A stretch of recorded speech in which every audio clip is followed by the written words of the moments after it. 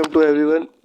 तो हम इसके पहला पार्ट ख़त्म कर चुके थे प्राइमरी ग्रोथ तक, और अब सेकेंडरी ग्रोथ शुरू करते हैं। सेकेंडरी ग्रोथ ही थोड़ा सा समझने वाला पोर्शन है, इसको समझ में आपको मज़ा भी आएगा, थोड़ा इंटरेस्टिंग भी है। तो शुरू करते हैं सेकेंडरी ग्रोथ।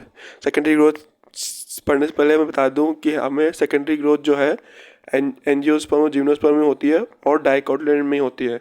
मोनोकोटिल में सेकेंडरी ग्रोथ एब्सेंट होती है क्योंकि वहाँ पे वास्कुलर कैम्बियम एब्सेंट होता है, ना ही कॉर कैम्बियम होता है। तो वही लिखा हुआ है यहाँ पे, tissue involve in secondary growth are lateral meristem, vascular cambium and cork cambium. तो इसमें क्या होता है, दो कैम्बियम होती है। वास्कुलर कैम्बियम तो आपको पता है कि जाइलम और फ्लोएम के बीच में होती है। तो जो एंडोडर्मिस के नीचे वाला पार्ट है, अंदर वाला पार्ट जिसमें जाइलम और फ्लोएम होता है, पीथ प्रेजेंट होता है, पेरिसाइकिल प्रेजेंट होता है, तो वहाँ पे सेकेंडरी ग्रोथ में जो हेल्पफुल, जो इंक्रीज करता है गर्थ प्लांट की, या फिर जो स्टेम जो प्लांट की गर्थ को इंक्रीज करता है, उसे वास्कुलर कैम्बियम कहते हैं।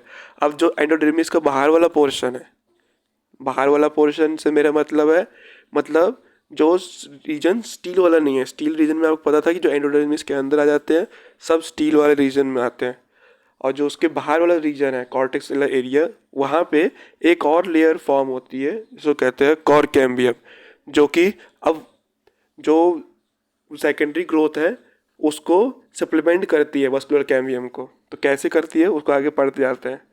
तो बस एनसीईआरटी की लाइन थोड़ी थोड़ी मतलब इतनी आसानी से समझ में नहीं आती, बार बार पढ़ने पे आती है, अलग अलग कोचिंग इंस्टीट्यूट के मॉडल देख के तब समझ में आती है। तो शुरू करते हैं। वास्कुलर कैम्बियम मेरिस्टेमेटिक लेयर होती है, responsible cutting xylem and phloem, बता ही दिया मैंने, जाइलम और फ्लोएम के बीच में प्रेजेंट होती है। अब कैम्बियम रिंग कैसे फॉर्म होती है, इसमें लिखा है in dicot the cell of cambium present between primary xylem and primary phloem, इसको कहते हैं इंट्रा फेसिकुलर कैम्बियम। तो जाइलम और फ्लोएम के बीच में जो कैम्बियम प्रेजेंट है उसको इंट्रा फेसिकुलर कहते हैं। और किसी दो वास्कुलर बंडल के बीच में जो कैम्बियम रिंग प्रेजेंट है उसको कहते हैं इंटरफेसिकुलर कैम्बियम। इंट्रा और इंटरफेसिकुलर में कंफ्यूज मत होइएगा, वर्ड से ही पता चल रहा है। The cells of medullary ridge adjoining these intrafascicular cambium become meristematic and form interfascicular cambium. Thus a continuous ring of cambium is formed.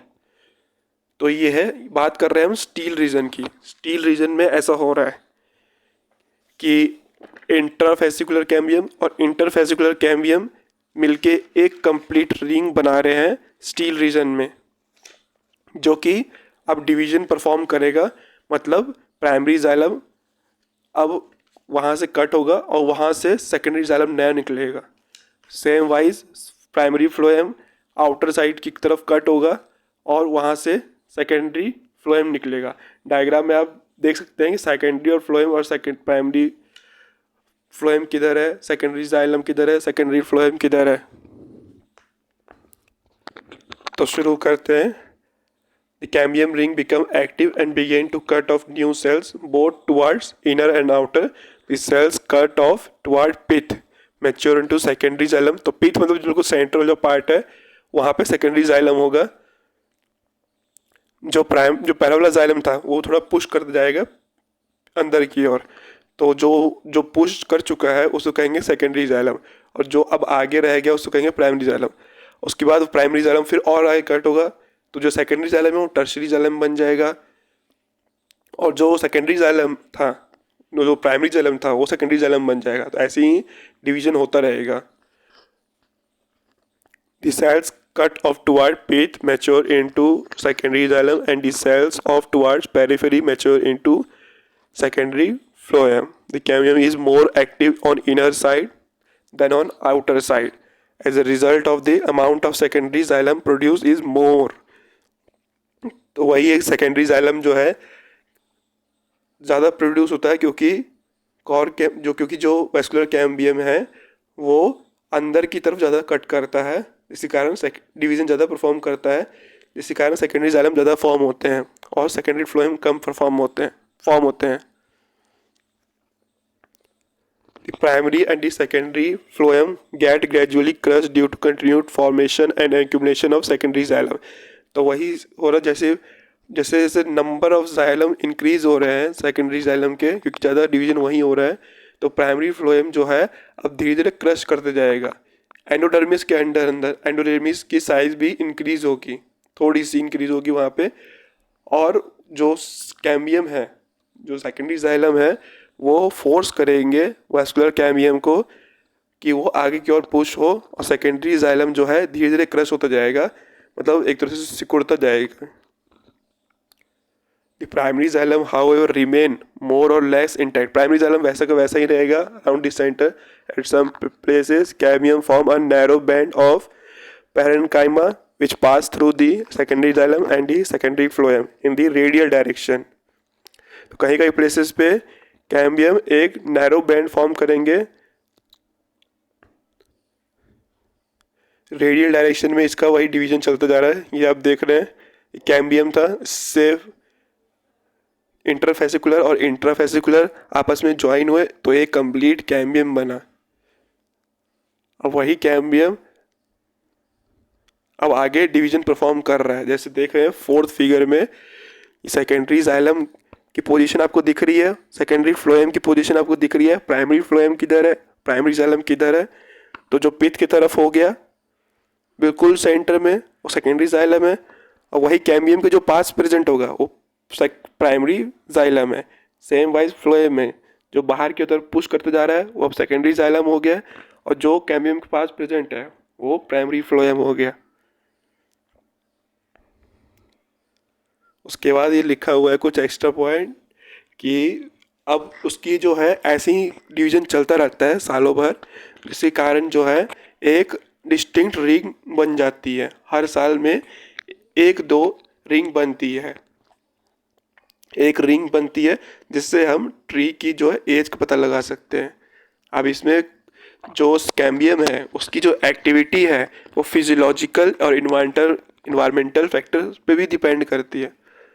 तो आपको टेस्ट में अगर पूछा जाए कि जो वास्कुलर कैम्बियम है उसकी एक्टिविटी इन्वायरमेंटल फैक्टर पे डिपेंड करती है या नहीं, और किस फिजियोलॉजिकल फैक्टर पे डिपेंड करती है या नहीं, तो आपको उस पर याद रखना है।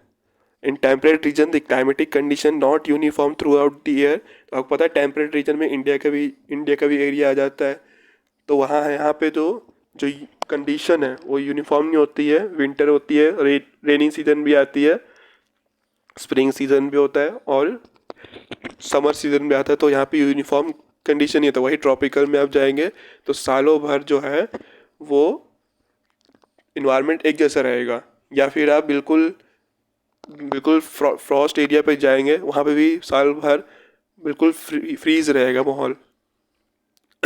In the spring cambium is very active and produce large number of xylary element having vessel with wider cavity. The wood formed during this season is called spring wood and or early wood. In winter, the cambium is less active and forms fewer xylary element and have narrow vessels, and this is called autumn wood. The spring wood is lighter in color and has lower density, whereas autumn wood is darker and higher density. तो इसी कारण दो तरह की ring बन जाती है एक साल में। तो आपको समझ में आ गया होगा कि दो तरह की अब रिंग बन जाती है। तो वो दो तरह की रिंग एक साल इसको बताती है कि ट्री ने अपना एक साल कंप्लीट कर लिया है। तो वही जो हम उसको बेस से जब काटेंगे, किसी भी ट्री को हम ट्रंक से काटते हैं तो वहाँ पे हम उसकी एज को पता कर सकते हैं एनुअल रिंग को नंबर गिन गिन के। और हर साल में दो रिंग बनेंगी, एक रिंग होगी थोड़ी डार्क जैसी होगी और एक जो रिंग होगी लाइटर कलर में होगी। और वही जो ट्रॉपिकल एरिया में है सालों, वहाँ पे साल भर ही ऐसा ही रहता है कि यूनिफॉर्म कंडीशन रहता है, कहीं कहीं साल भर बारिश ही होती रहती है। तो वहाँ पे जो है आपको एनुअल रिंग डिस्टिंक्ट नहीं मिलेंगी। तो वहाँ पे काउंट करना थोड़ा सा मुश्किल हो जाता है कि ट्री की एज क्या है। और हिमालय रीजन पे भी चला जाए तो वहाँ पे भी सेम माहौल रहेगा कि आपको उसकी मतलब डिस्टिंक्ट एज नहीं पता कर पाएंगे, क्योंकि वहाँ पे भी जो है बिल्कुल फ्रीज रहता है, टेम्परेचर बिल्कुल वो रहता है। तो डार्क रिंग ज़्यादा वहाँ आपको मिलेगी। तो आपको पता है कि लाइटर रिंग कहाँ सबसे ज़्यादा मिलेगी और डार्क रिंग कहाँ मिलेगी। डार्क रिंग जहाँ पे ज़्यादा फ्रीज एरिया है, जहाँ पे ज़्यादा ठंडी हो। उसके बाद आते हैं हार्टवुड और sapwood. In old tree the great part of secondary xylem is dark brown. The organic compound like tannin, resins, gum, oil, and aromatic substance are filled in the lumen, trachea, and the vessel of secondary xylem. Due to this, central region of secondary xylem become dark brown. It is called heartwood or duramen. तो है कि इसमें जो है क्या होता है कि कुछ है ना ऑर्गेनिक सब्सटेंस डिपॉजिट हो जाते हैं और उनके चारों के नाम याद रखने हैं, रेजिन्स, टेनिन्स, गम, ऑयल और एरोमेटिक सब्सटेंस।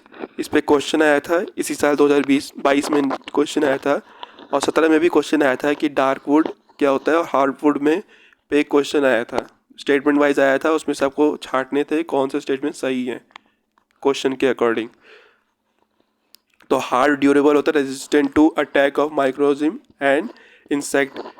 तो 2017 में यही क्वेश्चन आया था कि कौन सा रीजन जो है वो resistant to the attack of micro organism and insect होता है, तो वही हार्डवुड गया था answer. Hardwood comprise dead element with highly lignified wall. Hairwood provide mechanical strength to stem. Peripheral region of secondary xylem, which is light in color, are called sapwood. The function of sapwood is conduction of water and mineral. तो यही question आया था कि function मतलब statement पे आया था question. इन दोनों में आपको पता होना चाहिए डिफरेंस क्या है हार्डवुड और सैपवुड में। हार्डवुड जो होता है बिल्कुल सेंटर वाला रीजन होता है, हार्ड डार्क ब्राउन होता है, बिल्कुल बिल्कुल हार्ड होता है। और क्योंकि हार्ड क्यों होता है कि उसमें टेनिस, रेजिस और गम्स, ऑयल और एरोमेटिक सब्सटेंस जो है जमा हो जाते हैं और वो कोई कंडक्शन नहीं करता, पर वो रेजिस्टेंस होता है attack of micro organism and insect के लिए। वही जो लाइट वुड जो होता है पेरिफेरल रीजन में होता है। पेरिफेरल रीजन किसके? सेकेंडरी जाइलम के। ये हम अंदर की बात कर रहे हैं, मतलब वास्कुलर कैम्बियम के अंदर की ही बात कर रहे हैं।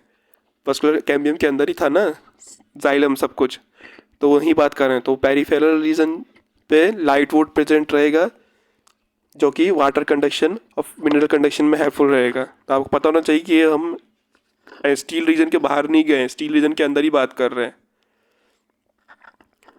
अब कुछ एक्स्ट्रा पॉइंट है, आप उसको लिख लीजिए कि हार्डवुड जो है वाटर कंडक्ट क्यों नहीं करता। तो उसका पहला रीज़न ये है, cavities of tracheid and vessels are progressive filled with waste, मतलब ब्लॉक हो जाती है। द ब्लेडर मतलब एक क्वेश्चन आया था 2022 में कि जाइलम पैरेन्काइमा में जो एक्सटेंशन होता है उसको क्या नाम कहते हैं। तो जाइलम पैरेन्काइमा में जो है ल्यूमेन में जो है टाइलोसिस बन जाते हैं। टाइलोसिस जो है ल्यूमेन को ब्लॉक कर देते हैं। तो टाइलोसिस कहाँ है होते हैं? जाइलम पैरेन्काइमा में होते हैं।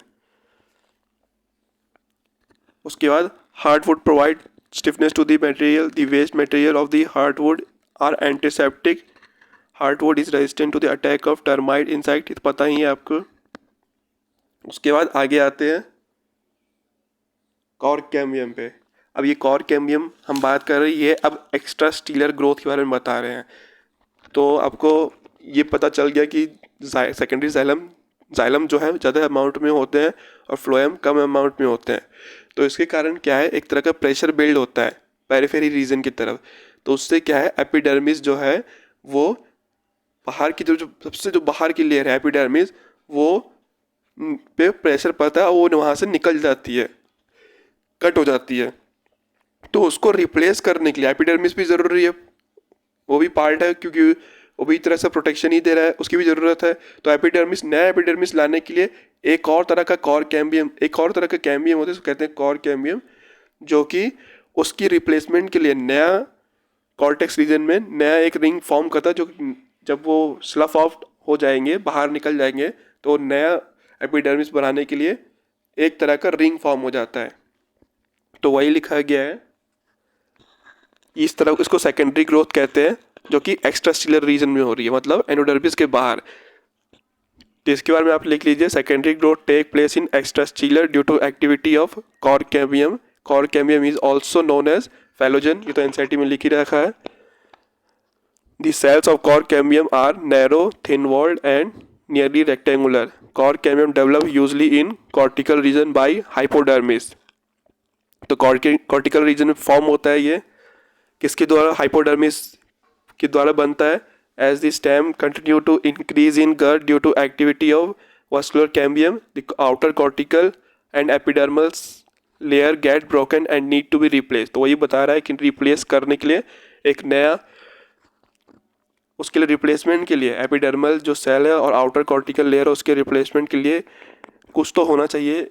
तो उसके लिए कॉर्क कैम्बियम है जो नया लेयर बनाता रहता है। जैसे सेकेंडरी जाइलम, सेकेंडरी फ्लोएम हो बन रहे हैं, उसी तरह से सेकेंडरी कॉर्टिकल रीजन बन रहा है, सेकेंडरी वो बन रहा है ताकि उसको जो है प्रोटेक्शन बन सके। एपिडर्मिस भी जरूरी था एपिडर्मल, क्योंकि वहाँ पे एपिडर्मल अपेंडेजेस लगे रहते हैं। हैंस सूनर और later another meristematic tissue called cork cambium formed. तो कॉर्क कैम्बियम को दूसरा नाम यहाँ पे दे रखा है फेलोजन, उसके लिए नया वर्ड यूज कर रखा है फेलोजन। कॉर्क कैम्बियम आपसे पूछा जाए कॉर्क कैम्बियम ड्राइव कहाँ से होते हैं, तो आउटर पार्ट ऑफ कॉर्टेक्स, जो कि इसको हम कहते हैं हाइपोडर्मिस से ड्राइव होते हैं। तो आप लिख लीजिए साइड में, कॉर्क कैम्बियम जो है हाइपोडर्मिस से फॉर्म होते हैं। Cork cambium is single a couple of thick layer, it form secondary tissue in extracellular region. उसके बाद cork cambium divides periclinally to some cells towards the outside and some cells towards the inside. The cells which are formed toward outside becomes tuberized due to these cells become dead. These dead cells are known as cork or phellum. तो outer की side पे जो form हो रहा है उसको कहते हैं कॉर्क और फैलम, और जो इनर साइड के तरफ फॉर्म हो रहा है उसको कह रहे हैं सेकेंडरी कॉर्टेक्स, और उसका दूसरा नाम फेलोडर्म। तो फैलम हो गया आउटर लेयर, फेलोजन हो गया, कॉर्क कैम्बियम, फेलोडर्म हो गया, सेकेंडरी कॉर्टेक्स जो कि इनर साइड में बना। इन तीनों को मिला के एक वर्ड दे दिया गया है पेरिडर्म। तो वहाँ पे लिखा हुआ है पेरिडर्म, आप उसको मार्क कर लीजिए, बहुत इंपॉर्टेंट है। तो आपको जब कभी इसमें क्या नीट पे क्वेश्चन आया भी चुका है कि उसमें पूछा गया था कि सबकी लोकेशन क्या है आउटर टू इनर साइड में, एक बार क्वेश्चन आया था, तो आपको पता होना चाहिए। अब मैं एक तरह से समरी में बता देता हूँ। सबसे आगे होगा एपिडर्मिस, उसके बाद होगा फैलम आएगा, उसके बाद आएगा फेलोजन, उसके बाद आएगा फेलोडर्म, उसके बाद आएगा एंडोडर्मिस। एंडोडर्मिस में होंगे सेकेंडरी जाइलम, सेकेंडरी जाइलम के अंदर होगा सेकेंडरी फ्लोएम, सेकेंडरी फ्लोएम के अंदर होगा प्राइमरी फ्लोएम, प्राइमरी फ्लोएम के अंदर होगा वस्कुलर कैम्बियम, वस्कुलर कैम्बियम के अंदर होगा प्राइमरी जाइलम, प्राइमरी जाइलम के अंदर होगा सेकेंडरी जाइलम, और सबसे बीच में होगा पिट। तो एक तरह का ये सीक्वेंस आपको याद रखना है। आप इसको ध्यान से सुन के एक बार सही कहीं कॉपी में लिख लीजिएगा। इस पर क्वेश्चन आया था और दोबारा भी आ सकता है। और इसमें लिखा है the cork is impervious to water due to suberin deposition in the cell. तो आउटर वाला जो पार्ट है वो सुवेरिडाइज हो जाता है और वो इम्परवियस टू वाटर होता है। Due to activity of cork cambium, pressure builds on the remaining layer peripheral to the phallogen and ultimately these layer die and slough off. तो कॉर्क कैम्बियम की एक्टिविटी ज़्यादातर किधर की साइड में होती थी, बाहर की अंदर की साइड में होती थी।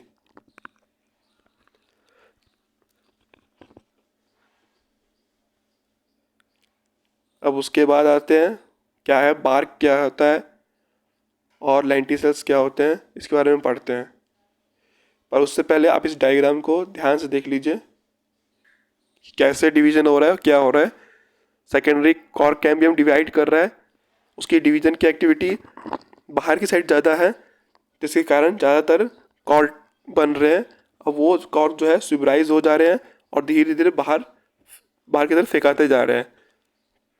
देख रहे हैं आप एपिडर्मिस से स्लफ ऑफ होते जा रहे हैं कॉर्क, और अंदर की तरफ साइड है सेकेंडरी कॉर्टेक्स।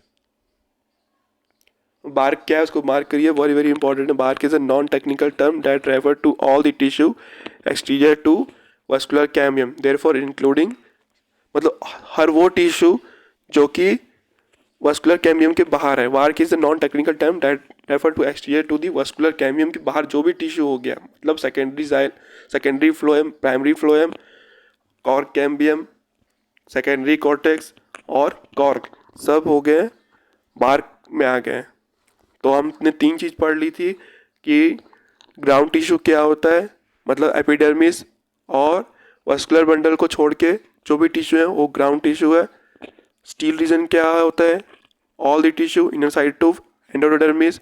बार्क क्या होता है, all the tissue exterior to the vascular cambium. तो ये 3 चीज़ें हैं, आपको पता होना चाहिए 3 चीज़ों में डिफरेंस क्या है। ये 3 टर्म एक तरह से आपको याद रखने हैं। Bark refer to a number of tissue types, periderm, secondary phloem. वही मैंने बता दिया है, सेकेंडरी फ्लोएम है और पेरिड्रम, तीनों कलेक्टिवली पेरिड्रम कहते हैं। Bark that is formed early in this season is called early और soft bark. Towards the end of the season late और hard bark is formed, name.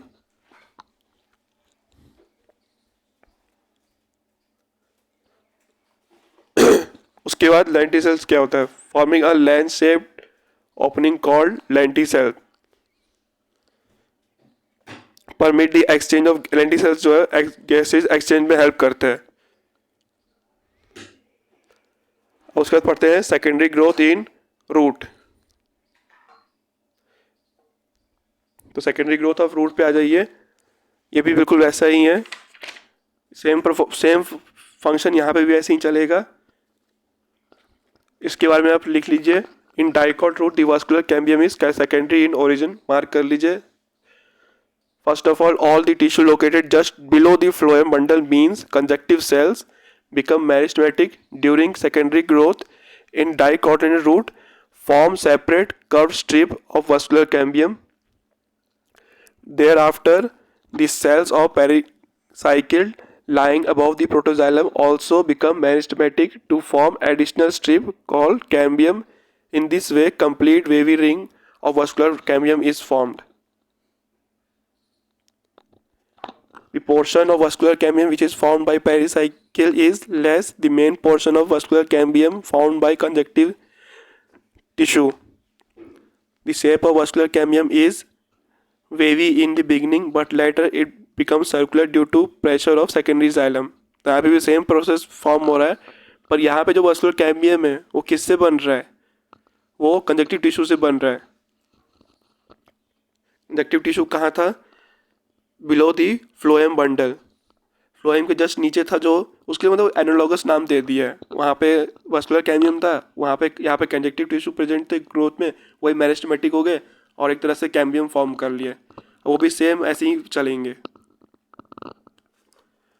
उसके बाद एक्स्ट्रा पॉइंट में लीजिए द एक्टिविटी ऑफ एक्स्ट्रा, अब हम जो भी लिख रहे हैं एक्स्ट्रा नोट में लिख रहे हैं, आप इसको नोट कर लीजिए कहीं पे। The activity of vascular cambium of root is same as the activity of cambium of stem. Secondary xylem is formed towards the inner side and the secondary phloem is formed towards the outer side. Same वही बात है।